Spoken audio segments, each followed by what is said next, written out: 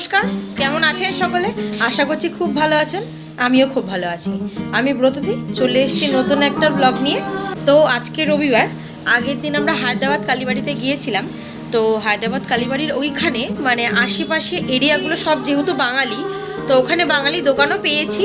আর সেখান থেকে বিরিয়ানির জন্য গোলাপ জল, মিঠা আতর, তারপরে কেওড়া জল, যেগুলো আমাদের কলকাতাতে যে ব্র্যান্ডগুলো পাওয়া যায়, এমনকি মশলা, সানরাইজের মশলা, আর যা যা আছে আর কি, কলকাতার সব কিছুই আছে। চানাচুর, মোগলাই চানাচুর, সব কিছুই মানে ওই দোকানটায় অ্যাভেলেবেল। দামটা হয়তো একটু বেশি নিচ্ছে, বাট ঠিক আছে। তো ওই দোকান থেকে আসার সময় কিনে নিয়ে এসেছি অনেক জিনিস। আর এই রিসেন্ট যেহেতু আমরা বাড়ি থেকে ঘুরে এলাম, তো প্যাকটা জিনিস ভর্তি করে নিয়ে এসেছি। ওই জন্য না হলে আরও কিছু কিনতাম ওই দোকান থেকে, চানাচুরটা বেশি করে কিনতাম। তো কেনা হয়নি, যেহেতু আমরা চানাচুর প্যাক করে নিয়ে চলে এসেছি, অনেকগুলোই নিয়ে এসেছি, তো ওই জন্য কিনিনি। তো ওই দোকান থেকে নিয়ে এসেছিলাম কিছু জিনিস, কেওড়া জল, মিঠা আতর আর গোলাপ জল। তো সেটা দিয়েই আজকে বিরিয়ানি বানাবো। ওই আনা হয়েছে বলেই আর কি আজকে বিরিয়ানি ইচ্ছা হচ্ছে। তো রূপক গেছে মাংস আনতে আর চাল আনতে, আর আমি এদিকে যোগাযন্ত্র স্টার্ট করে দিয়েছি আজকে রবিবার বলে। তো রান্না করতে তো দেরি হয়েই যাবে, ট্রাই করি কত তাড়াতাড়ি করতে পারি। তো চলুন ভিডিওটা দেখতে থাকুন, আশা করছি খুব ভালো লাগবে। যেটা বলছিলাম আর কি, যে গোলাপ জল, কেওড়া জল কিনেছি, এই যে এইগুলো কিনেছি আমাদের ঠিক কলকাতার ব্র্যান্ডেরই। বিরিয়ানি স্টার্ট করার আগে সব সরঞ্জামগুলো করে নিতে হবে। তো প্রথমে গোলাপ জল, কেওড়া জল আর মিঠা আতর দিয়ে একটা মিশ্রণ বানিয়ে নিচ্ছি। তো এই মিঠা আতরটা আমার আগে ছিল, সেটাই আমি ইউজ করেছি, আমার নতুনটা খুলতে লাগেনি। আর এটার মধ্যে আমি কিছুটা ফুড কালার দিয়ে দেবো। আমার কাছে স্যাফরন ছিল না, কেশর ছিল না বলে আমার একটু ফুড কালার দিতে হয়েছে, জাস্ট কালারটা আসার জন্য। মাংস আনা হয়ে গিয়েছে, মাংসটা ম্যারিনেট করে রাখতে হবে আগে থেকে। তো দই, লঙ্কার গুঁড়ো, জিরের গুঁড়ো, ধনের গুঁড়ো, হলুদ গুঁড়ো সব কিছু দিয়ে, নুন দিয়ে, একটু অল্প একটু চিনি দিয়েছি, সব কিছু দিয়ে ভালো করে ম্যারিনেট করে নেবো। মাংসটা ম্যারিনেট করে কিছুক্ষণ রেখে দেবো। তারপরে এইগুলো জোগাড় করতে করতে মাংসটা ম্যারিনেট হয়ে যাবে। তো আমি এর মধ্যে একটু আদা রসুনের পেস্ট দিয়েছি। আপনারা খুব ভালো করে জানেন যে আমি আদা রসুন কিনি না, পেস্টটাই বেশি ইউজ করি। তো আদা রসুনের পেস্টটাই ইউজ করেছি। তো এবার মাংসটাকে মেখে কিছুক্ষণ, প্রায় 1 ঘন্টা মতন রেখে দেবো। আর এইগুলো যেগুলো আর কি তৈরি করার আছে সেগুলো করে নিই, তারপরে আবার মাংসটায় হাত দেওয়া যাবে। তো ততক্ষণ ভালো করে মাংসটাকে ভালো করে ম্যারিনেট করে রেখে দিয়ে ঢাকা দিয়ে রাখবো। আর ওদিকে চালটাকে ভালো করে ধুয়ে নিয়ে জলে ভিজিয়ে রাখতে হবে। আর আরও সবজিপাতি কাটারও ব্যাপার আছে, তো সেই জন্য আগে মাংসটা ম্যারিনেট করে নিই, তারপরে সব কিছু হবে। তো এই যে ম্যারিনেট করা হয়ে গেছে, ঢেকে রেখে দিয়েছি। আমি পেঁয়াজ কেটে নিয়েছি আর বিরিয়ানির জন্য আলু কেটে নিয়েছি। আর গোটা গোটা করে পেঁয়াজ, টমেটো আর আদা রসুনের পেস্ট দিয়ে একটা ভালো পেস্ট করে নিয়েছি। তো যে আলুটা কেটে রেখেছিলাম সেই আলুটা ভালো করে সেদ্ধ করে নিয়েছিলাম, সেদ্ধ করে একটু ভেজে নিয়েছি যাতে আলুটা ভেঙে না যায়। আর যে পেঁয়াজগুলো ছিল সেই পেঁয়াজটাকে এখন তেলে ভালো করে ভেজে নেবো, যতক্ষণ না লাল লাল মতন হচ্ছে, মানে বেরেস্তাটা রেডি করে রাখবো। তো 80% কাজ এখানেই শেষ হয়ে যাবে। তো এটা রেডি করে রাখলে আর কোনো অসুবিধা হবে না, তাড়াতাড়ি হয়ে যাবে। আর আমার হাতে টাইম কম ছিল। তো এই যে দেখতেই পাচ্ছেন মশলাটা আমার বানানো হয়ে গিয়েছে। আর আমি প্রায় 1 ঘন্টা আগেই চালটাকে ধুয়ে ভিজিয়ে রেখে দিয়েছিলাম। এই যে ভালো চাল আর কি কিনে নিয়ে এসেছি, বিরিয়ানির যে চালটা হয় আর কি, তো সেই চাল কিনে নিয়ে এসে আমি ধুয়ে ভিজিয়ে রেখে দিয়েছি 1 ঘন্টা আগেই। তো এবার রাইস কুকারে ভাতটা বসিয়ে দেবো, তাহলে আমার অনেকটা কাজ এগিয়ে যাবে। আর এদিকে আমি গরম মশলাটা রেডি করে নিয়েছি, যেটা আমি ফোড়নে দেবো আর কি, সেই গরম মশলাটা রেডি করে নিয়েছি। তো আজকে আমি করব চিকেন কষা আর চিকেন বিরিয়ানি। তো চিকেন বিরিয়ানি করতে গেলে আগে তো চিকেনটাকে কষিয়ে নিতে হবে, সেই মাংসটাই বিরিয়ানিতে যাবে। তো সেই জন্য আমি চিকেন কষার জন্য কিছুটা আলু কেটে নিয়েছি।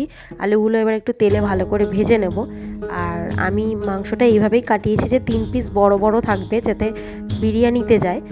আর যে পিসগুলো থাকবে সেগুলো ছোট ছোট ছিল, কারির সাইজের। তো যাতে আমি চিকেন কারিটা করতে পারি, একবারেই কারি করে ফেলবো। তো সেখান থেকে চিকেনটা তুলে বিরিয়ানিতে চলে যাবে, যেগুলো বড় পিস আছে। আর যেগুলো ছোট পিস সেগুলো কারির মধ্যে থাকবে। তো এবার যে পেস্টটা বানিয়েছিলাম সেই পেস্টটা তেলের মধ্যে দিয়ে দিয়েছি। এখন ভালো করে ওটাকে কষাবো। হাতে টাইম কম ছিল, তো ওই জন্য আমাকে আরও তাড়াহুড়ো করে করতে হচ্ছিল, যাতে শর্টকাটও হয় আর ভালো রান্নাটাও হয়। তো তো মশলা তো খুব ভালো কষে গেছিলো, তাই ম্যারিনেট করা মাংসটা, যেটা প্রায় 1 ঘন্টা ধরে ম্যারিনেট করে রেখেছিলাম, সেটা তেলের মধ্যে দিয়ে দিয়েছি আর ভালো করে কষিয়ে নেব।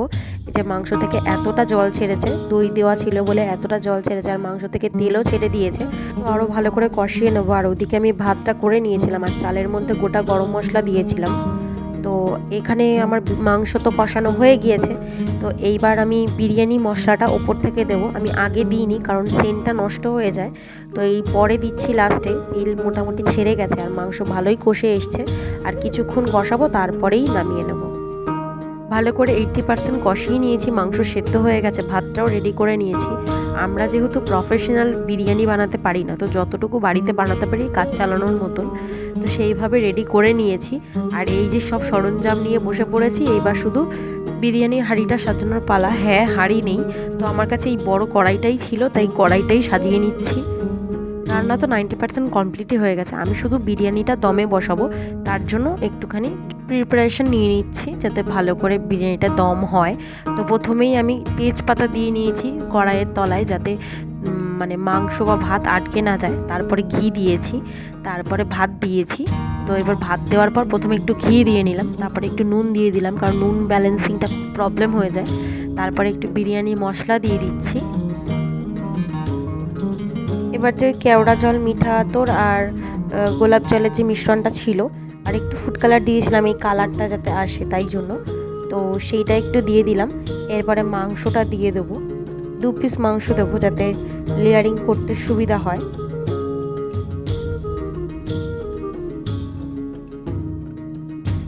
তারপরে বেরেস্তাটা দিয়ে দিলাম ওপর থেকে। এরপরে ভাত দিয়ে এই সেম প্রসেস আবার করব, এরকম লেয়ারিং করতে করতে পুরো বিষয়টাকে কমপ্লিট করব। তো এই যে ঘি দিয়ে নিচ্ছি, বেরেস্তাটা ছড়িয়ে দিচ্ছি,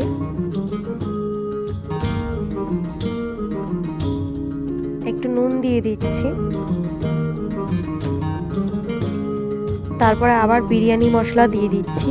এবার আর 1 পিস মাংস আর যে আলুটা ছিল, সেই আলুটা দিয়ে দিচ্ছি। আলুটা একটু ওপরেই রাখলাম, কেননা বিরিয়ানিটা যখন সার্ভ করব, তো তখন আলুটা যদি নিচে থাকে তো আলু ভেঙে যায়, কারণ অলরেডি আলু সিদ্ধ করে ভাজা আছে, তো সেই জন্য।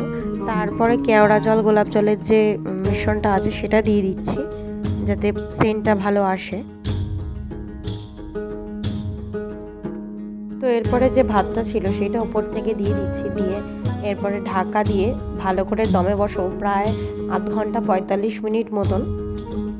তো আমি তো বাড়িতে ঘরোয়া পদ্ধতিতে এইভাবেই বিরিয়ানি বানাই, হয়তো অতটা দোকান স্টাইল হয় না, বাট খুব যে খারাপ হয় তাও না। এবার লাস্টে যে বেরেস্তাটা ছিল সেটা পুরোটাই দিয়ে দিচ্ছি ওপর থেকে।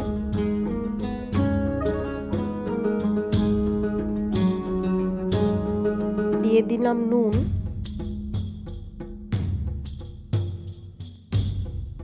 তারপরে বাদবাকি বিরিয়ানি মশলাটা দিয়ে দিলাম ওপর থেকে।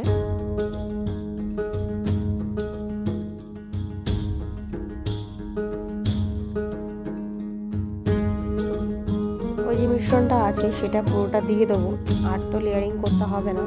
এবার ভালো করে দিয়ে এবার ঘি দিয়ে দিচ্ছি, ভালো করে ঘি দিয়ে নিয়ে এবার ঢাকা দিয়ে দেবো।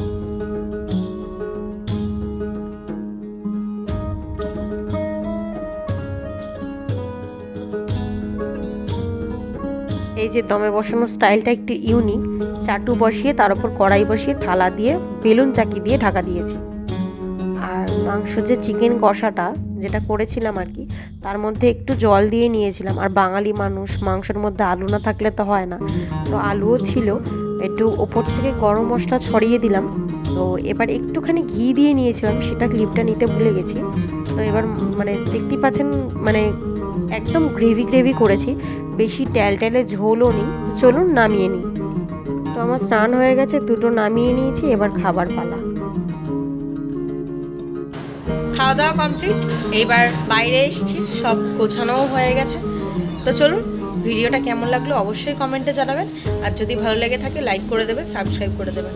দেখা হচ্ছে পরের ভিডিওতে, আর ততক্ষণ ভালো থাকবেন, সুস্থ থাকবেন, হাসি খুশি থাকবেন। বাই।